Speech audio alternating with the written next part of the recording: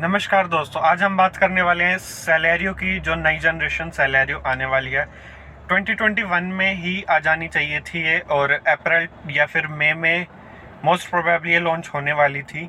लेकिन अब जो लॉकडाउन वगैरह चल रहा था और pandemic third quarter of the 2021, सो वही आज हम बात करने वाले हैं कि क्या कौन कौन से इसमें नए डिज़ाइन आने वाले हैं।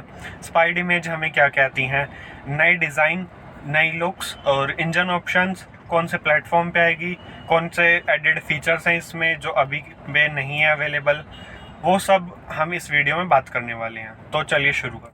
सबसे पहले अगर हम बात करें तो इसके प्लेटफॉर्म के बारे में बात कर लेते हैं। तो ये वही प्लेटफॉर्म शेयर करेगी जो मारुति सुजुकी की मोस्टली हैचबैक्स शेयर कर रही हैं, जैसे कि एस्प्रेसो, वैगनर और स्विफ्ट। दोनों ही स्विफ्ट जो है सभी हैचबैक्स हर टैक्ट प्लेटफॉर्म पे आती हैं अभी तक, उसी प्लेटफॉर्म पे सेलेरियो हमें देखने को मिलेगी। एसी वगैरह बंद कर देता हूँ। तो जो सबसे मेन और इंटरेस्टिंग बात है कि जो नई सेलेरियो आने वाली है, जो अभी तक जो सेलेरियो चल रही थी ना, वो थोड़ी सी टॉल बॉय कार थी, उसकी हाइट थोड़ी सी बड़ी थी। अब टॉल बॉय कार क्या होती है, जैसे कि सेंट्रो, जो पहले अर्लियर सेंट्रो थी, जिंग वगैरह, और फिर वैगनर हमें देखने को मिल जाती है अभी। तो इनकी हाइट थोड़ी बड़ी होती है, और जो बड़े लोग होते हैं, मतलब हाइट में जिनकी बड़ी होती है हाइट, तो उनके लिए वो कार बनी होती है। और एक और की अगर हम बात कर ले, अभी अभी यहाँ से गई थी i10 भी टॉल बॉय कार हुआ करती थी और अब भी है। तो नियोस नहीं, जो पहले i10 आती थी वो वाली। तो अब जितने भी डिज़ाइन हमें स्पाइड इमेजेस में देखने को मिल रहे हैं, रोड पे जो टेस्टिंग करते टाइम लोग फोटो वगैरह खींच लेते हैं, वीडियोस बना लेते हैं, तो उसके हिसाब से हमें लगता है कि टोल बॉय कार डिज़ाइन तो उसका नहीं रहेगा। हाइट में थोड़ा सा सटल और छोटा उसे बना दिया जाएगा। और डिज़ाइन में भी अगर हम बात करें उसकी, जो हमें देखने को मिल रहा है उसके हिसाब से,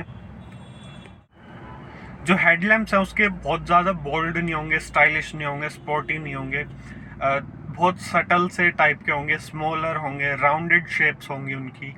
तो कुछ ऐसा होगा उसका हेडलैम्प्स का डिज़ाइन। और अगर आपको न्यूज़ जैसी या i20 जैसी, या फिर ये जो भी होंडा ने अभी नया निकाला है बहुत स्पोर्टी लुक देने का, अगर आपको वैसी लुक पसंद आती है तो आपको कहीं ना कहीं लैग करती हुई दिखेगी, क्योंकि वो बहुत राउंडेड शेप की आपको देखने को मिलेगी, बहुत बोल्ड स्टाइलिश नहीं देखने को मिलेगी। Stylish in the sense sportier नहीं देखने को मिलेगी। जो क्रीजेस होती हैं इतनी ज़्यादा नहीं मिलेंगी, वो अभी भी राउंडेड शेप ही रखेगी, जैसा कि मारुति हमेशा से रखती है। बलिनो वगैरह भी उसी शेप में दी गई है। अब अगर हम और डिज़ाइन चेंजेस की बात करें तो हमें न्यू बम्पर देखने को मिलेंगे, न्यू फ्रंट ग्रिल देखने को मिलेगी, वो जो क्रोम एलिमेंट्स, जो क्रोम स्ट्रिप्स होती हैं वो देखने को मिलेगी हमें अब ये स्टीयरिंग की वजह से। जो फॉग लैंप्स हमें लोअर बम्पर पे देखने को मिल जाएंगे। और अभी ये जो सारी चीज़ें हैं ना, ये स्पाइड इमेजेस से हमें पता चल रही। और ये जो ORVMs होते हैं, इसी में हमें देखने को मिलेगी इंटीग्रेटेड इंडिकेटर्स। ऑल्दो ये वाला जो लोअर मॉडल है इसमें भी इंटीग्रेटेड नहीं है अभी, i20 में भी, लेकिन उसमें हमें टॉप मॉडल में देखने को मिलेगा। लोग कहते हैं थोड़ी प्रैक्टिकल बात करो, तो मैंने कोशिश करी। अब एंट्री लेवल सेगमेंट जो हैचबैक्स होती हैं उसमें क्या होता है, जो स्पेस होता है वो काफ़ी ज़्यादा कम होता है। और अब एक स्मॉल हैचबैक में यही सबसे ज़्यादा प्रॉब्लम होती है कि उसमें साइज़ बहुत ज़्यादा कम होता है, ठीक है। तो अब उसी साइज़ को इंक्रीज़ करा जाएगा, जो राउंड शेप्स बढ़ाई जाएंगी, जो बनाई जाएंगी नई नई राउंड शेप्स, उनमें भी बहुत सारे चेंजेस होंगे और रीडिज़ाइन होगा। जो रियर सीट का पूरा होता है वो सब कुछ रीडिज़ाइन होगा और स्पेस डेफिनेटली इंक्रीज़ किया जाएगा। और नई जनरेशन है तो ये एक्सपेक्टेड भी है कि किया जाए।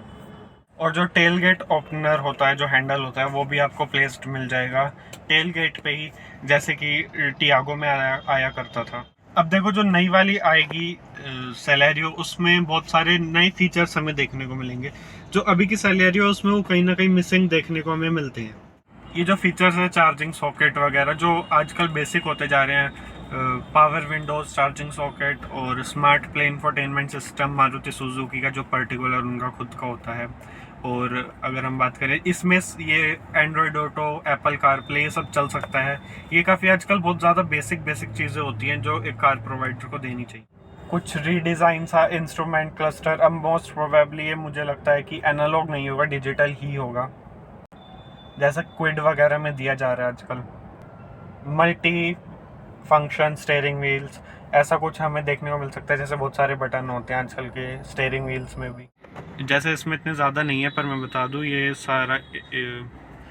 सारा इंफोटेनमेंट सिस्टम, मतलब ये जो भी है उसे यूज़ करने के लिए, और इसमें ट्रिप और रीसेट इंस्ट्रूमेंट क्लस्टर को यूज़ करने के लिए, और मोड वगैरह उसे यूज़ करने के लिए। तो ये आजकल बटन्स बहुत बेसिक हो गए हैं।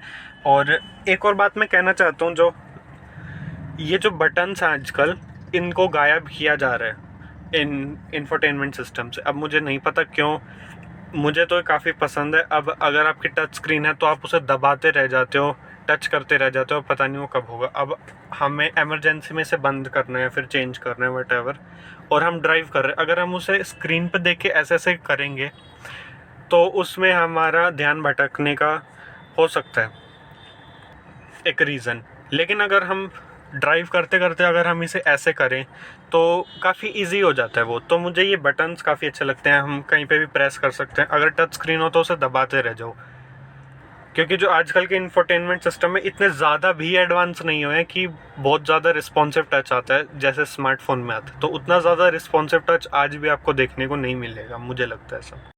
अब आप लोग कहोगे यहाँ पे बटन है तो सही, ड्राइव करते टाइम उन्हें क्यों दबाना है? काफ़ी सारे बटन्स हैं जिनका हम यहाँ से यूज़ नहीं कर सकते, तो वहीं जाना पड़ता है उनके लिए। फिर हमें ड्यूल एयर बैग्स, जो बहुत ज़्यादा आजकल गवर्नमेंट ने भी कर रखा है, बेसिक है और हर कार में आनी चाहिए। ABS, EBD विद EBD, और फिर brake assist, reverse car camera, ये सब हमें देखने को मिलेगा ही। लेकिन ये सब आपको टॉप एंड वेरिएंट में देखने को मिलेगा, क्योंकि लोअर वेरिएंट तो बेसिक प्राइस से ही स्टार्ट होंगे। और अगर हम इंजन और ट्रांसमिशन की बात करें तो इंजन हमें एक तो 1.2 लीटर पेट्रोल होगा, ऑब्वियसली मारुति सुजुकी अभी डीजल नहीं कर रही है, तो 1.2 लीटर 4 सिलेंडर इंजन हमें एक तो देखने को मिलेगा। और जो दूसरा, ये बाहर से बहुत रोड नॉइस आ रही है, और जो दूसरा है वो 1.0 लीटर 3 सिलेंडर इंजन हमें देखने को मिलेगा, शायद थोड़ा सा पावरफुल हो, और लेकिन उसमें इंजन नॉइस भी आएगी। 3 सिलेंडर इतनी ज़्यादा नहीं आएगी, पर ठीक है इतनी आएगी। और ट्रांसमिशन की अगर हम बात करें तो उसमें वही 5 मैनुअल मिलेगा, और एक AMT ऑफ़र हो जाएगा, जो अभी तक बेसिक होता ही है मारुति सुजुकी की तरफ से। तो यही वो बातें थी जो मुझे करनी थी सैलरियो के बारे में। अभी तक इतनी ही इन्फॉर्मेशन अवेलेबल है, आप कहीं पे भी सर्च कर सकते हो इंटरनेट पे, ये आपको मोस्ट अवेल्ड इन्फॉर्मेशन मिली है। तो अगर आपको अच्छा लगा तो ये, वैसे मैं अगर आपको बता दूँ तो रोहतक रोड है अभी, और ये बैंक्वेट हॉल्स जो यहाँ पे लाइन से होते हैं उनके सामने हम खड़े हैं।